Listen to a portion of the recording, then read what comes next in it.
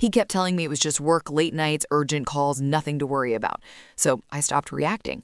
But at 2:11 a.m., his phone rang, and the voice on the other end said my name like they knew me. He kissed my forehead like a man who had nothing to hide. "Long day," he murmured, already turning his body away like sleep was a wall he could disappear behind. I stared at the ceiling for a second, letting the quiet settle. The house was expensive quiet, soft carpet, muted air vents, the kind of silence people pay for, but my stomach didn't feel safe in it anymore. Earlier that evening, he'd said it again, casual, smiling. "It's just work." He always said it like it should end the conversation, and for weeks I'd let it. Not because I believed him, because I was tired of being made to feel crazy for noticing patterns. So I started doing something different. I stopped arguing. I started watching. His phone sat on the nightstand face down. It wasn't charging. He'd left it like that on purpose, like he didn't want light or sound to betray him. He rolled over, pretending to be asleep in minutes. Too fast, too practiced. I was still awake when the clock changed, 2:11 a.m. The vibration hit the wood like a warning, soft but sharp enough to cut through breath and darkness. His hand moved instantly, not sleepy, not confused. Trained. He snatched the phone off the nightstand and sat up, blocking it with his shoulder. The glow flashed across his jaw for half a second before he turned the screen away from me. He didn't say hello. He stepped out of bed and walked toward the hallway like he already knew who it was. And that's when I noticed the smallest thing, one detail that made my chest tighten. He didn't take his phone charger. He wasn't planning to be gone long. He was planning to say exactly what he needed to say, then come back like nothing happened. The bedroom door didn't close all the way, just enough that sound could slip through the crack. I didn't move. I didn't sit up. I kept my breathing slow and even. If he thought I was asleep, he'd stay honest. His voice came low, first, careful, almost gentle. "Not now." A pause. Then another voice, faint but clear enough to turn my skin cold. "Tell her she deserves to know." The words landed like a hand on my throat, not because of what was said, but because of the tone, like this person had been in my life without ever standing in front of me. My husband's voice tightened. "Stop." The other voice said something again, and this time I caught it, one sharp, unmistakable sound inside the sentence. My name. Not your wife, not she. My name, spoken like it belonged in their mouth. I felt a heat behind my eyes, but I kept my face still. I kept my body Morning came too bright for what happened at 2:11. Ethan was already in the kitchen, smiling like the night had been ordinary. His phone wasn't on the counter or charger. It was in his pocket, screen turned inward. "Did you sleep?" he asked. "A little. About last night. Sorry if you got startled," he said. "It was my supervisor. We've got a situation." I kept my voice soft. "Your supervisor says my name?"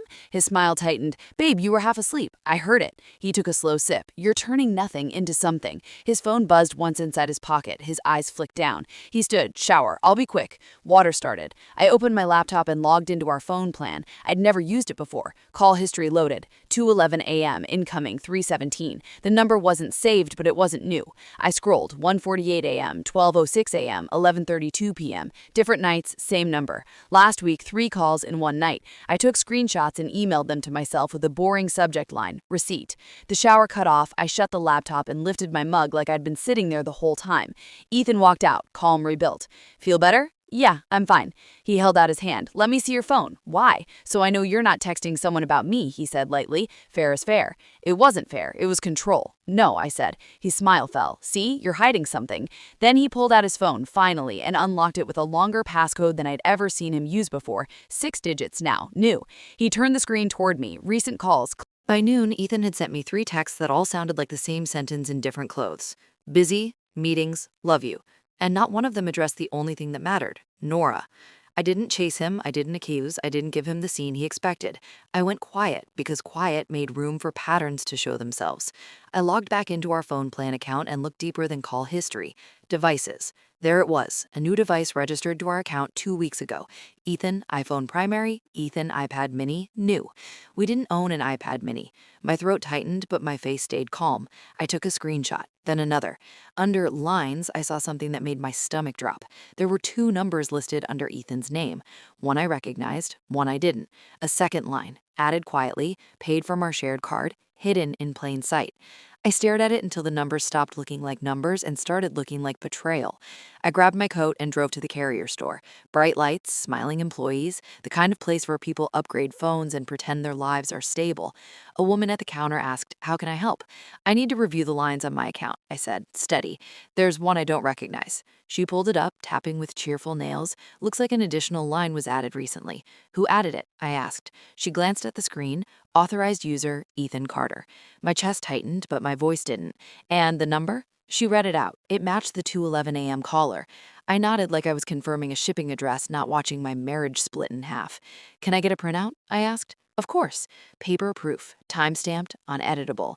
As I walked back to my car, my phone rang. His mother. I answered, speaker off, face blank. Her voice was sweet and sharp. Ethan says you've been acting unstable. Unstable. The word hit the same way it always did, like a label meant to cancel my instincts. I'm fine, I said. Then stop harassing him, she snapped. Is he with you right now? Nora's voice was barely there, like she was afraid sound itself could betray her. No, I said. He's at work. A sharp exhale. Relief, but not comfort. What is this? I asked quietly.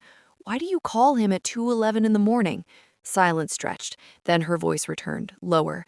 I can't talk. He said you'd make it ugly. He said that? I kept my tone calm. Or you saw it happen. I heard a small sound, like she'd covered the phone with her hand. He told me you'd blame me, she whispered. He said you always do. My chest tightened. That was Ethan's favorite trick. Plant his version of me into other people before they met the real me. I'm not blaming you. I'm asking what's true. Another pause. Then, he has another phone, she said quickly, like ripping off a bandage. He uses mine only when he's panicking. Panicking. My fingers went cold around the steering wheel. Why would he panic? I asked. I don't know, she said, and I believed her. I swear I don't. He gets scary when he thinks he's losing control. My throat tightened. Did he tell you to put my name on anything? Silence again, longer, heavier. Nora, I said gently. Did he? Her breath hitched. I shouldn't be talking. Then a new sound, voices in the background, a door, footsteps. I have to go, she whispered. Please don't call again. The line went dead. I sat there for a full minute, staring forward, letting the pain settle into a shape I could hold. Then I drove home with the carrier printout on my passenger seat, like a weapon I hadn't decided to use yet. Ethan's car was already in the driveway when I pulled up. My stomach tightened. He wasn't supposed to be home. Inside, the house felt staged, too quiet, too clean, and in the living room, like a jury, sat his mother and his sister again. Ethan stood near the fireplace, arms crossed, face calm in that dangerous way. Where were you? He asked. I didn't answer his question. I asked mine. Who is Nora? His expression didn't change, not even a flicker. What are you talking about? I held up the carrier printout. You added a second line, that number, the calls, the device. He exhaled like I was a child holding a broken toy. This is what I mean, he said, turning to his mother. She spirals. His mother sighed dramatically. Sweetheart, you can't keep doing this. Ethan stepped closer, voice soft. Give me the paper. No. His jaw tightened for half a second. Then he softened again. You're embarrassing yourself. I looked at his sister. She wouldn't meet my eyes. That told me everything. Ethan's phone buzzed. He glanced down, then quickly flipped it face down on the I kept my phone screen dark in my palm, recording silently while Ethan stood close enough for me to smell his cologne. He lowered his voice again so his mother and sister couldn't hear. You need to stop, he said, calm and sharp, right now. I didn't flinch. Stop asking questions. Stop contacting people, he hissed. Stop digging. You're gonna make this worse for yourself, not for us. My stomach tightened, but my face stayed still. Why would it be worse for me if I'm telling the truth? His jaw flexed, then his voice softened, fake sweet. Because nobody's going to believe you when you look like this. He stepped back and turned toward his mother, switching masks in one breath. See what I mean? He said loudly. She's paranoid. She's calling random numbers, harassing people. I'm not random, I interrupted, still calm. You added the line. His mother pressed her hand to her chest. Ethan, I can't watch this. She needs help. His sister folded her arms tighter, eyes fixed on the floor like she didn't want to witness her own part in it. Ethan looked at me the way people look at something they plan to control. Give me your phone. No. His smile vanished, just for a second, a flash of something ugly. Then he nodded slowly like I'd proved his point. Okay, he said louder now, then we'll do it the right way. He turned to his sister. Call Dad. My throat tightened. Why? Ethan replied, voice calm again. So we can all agree you're not thinking clearly. He wasn't trying to solve anything. He was building a room full of witnesses to my instability. His mother's voice sharpened. Hand it over and this ends. I tilted my head slightly. Ends how? Ethan leaned forward, soft again. You apologize. We We delete the number, we move on. Move on like Nora didn't exist, like 211 hadn't happened, like my name hadn't been spoken by a stranger in the dark. I looked at his sister. You knew, I said quietly. Her eyes lifted for a moment, guilt, fear, then dropped again. That silence was a confession. Ethan exhaled like he was tired of my calm. He pulled his phone out and started dialing with exaggerated patience. I'll call her right now, he said to the room, so everyone can hear how you've been twisting this. My chest tightened. This was his favorite move. Put the truth on speaker and control it like a show. He pressed speaker. The room didn't move for a second. It just held that one word in the air. Accident, like smoke. Ethan's mother blinked first, then snapped her face into anger. She's lying, she said too fast. She wants attention. His sister didn't speak. She looked at Ethan like she was waiting for instructions. Ethan stared at me, not like a husband, like a man watching a fire reach the thing he was hiding. You recorded that, he said softly. I didn't answer. I didn't have to. His eyes dropped to my hand. Give me your phone.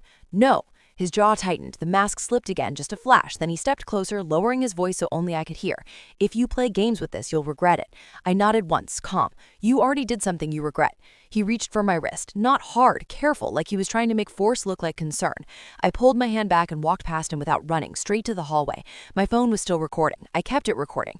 In the bathroom, I locked the door, turned on the faucet for sound, and saved the file. Then I did what I'd started doing since 2:11 a.m., back up before emotion. I emailed the recording to myself, subject line, appointment. My hands were steady, my chest wasn't. When I stepped out, Ethan was waiting in the hall like he'd been standing guard. You're making this bigger than it is, he said, voice soft, eyes sharp. Then explain it. What accident? He didn't answer immediately. He swallowed. It was nothing, a minor thing, a bump, that's all Nora meant. You don't call someone at 2:11 a.m. for a bump, I said. His mother appeared behind him, rage dressed as concern. She's accusing you of crimes now? Ethan, this is abuse. Abuse. The word felt like another attempt to reverse reality. Ethan turned to them and raised his voice lightly, performing. I'm trying to keep her calm. She's been spiraling for weeks. Weeks, like he'd been laying this groundwork long before Nora ever said my name. My phone buzzed in my pocket. Unknown number. Ethan saw the screen light through the fabric and his face changed. Don't answer that, he said quickly. That was all I needed. I answered anyway. Ma'am, this is Officer Daniels with the traffic unit. Is this Mrs. Carter? Officer Daniels stayed on the line while I walked to the front door. Ethan followed like a shadow, his mother right behind him, already ready to perform. Tell him you don't know, Ethan whispered again, smile forced. Say you were asleep. Say you didn't see anything. I opened the door anyway. 2 officers stood on my porch, calm, professional, not dramatic. The kind of calm that makes lies feel loud. Mrs. Carter, Officer Daniels asked, thank you for speaking with me. We need to confirm who had access to the vehicle last night.